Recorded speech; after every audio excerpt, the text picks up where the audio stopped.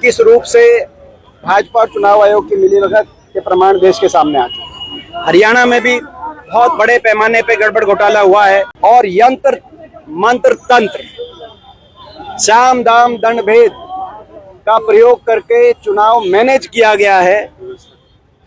ये नायब सिंह सैनी जी की अगर शब्दावली में कहा जाए तो सारे इंतजाम और सारी व्यवस्थाओं को करके, क्योंकि आपको याद होगा नायब सिंह सैनी जी से पूछा गया था मुख्यमंत्री जी से गिनती से एक दिन पहले कि आप किस आधार पे कह रहे हैं कि भाजपा की सरकार बनेगी। वो ये भी कह सकते थे कि लगातार हम लोगों के बीच में जन आशीर्वाद मिल रहा है, लोगों का आशीर्वाद मिला चुनाव प्रचार में, लेकिन उन्होंने कहा, नायब सिंह सैनी जी ने कहा कि सारी व्यवस्थाएं और सारे इंतजाम हो गए, इसीलिए बीजेपी की कल सरकार बनेगी। तो ये जो इंतजाम हुए ये चुनाव आयोग के इंतजाम थे और इसी से हमारी लड़ाई है। जनादेश को चुराने का कार्य किया, लोगों की जन भावनाएं कांग्रेस के पक्ष में थी, हरियाणा में भी और लोकसभा चुनाव में भी बड़े पैमाने पर गड़बड़ी पूरे देश में हुई है।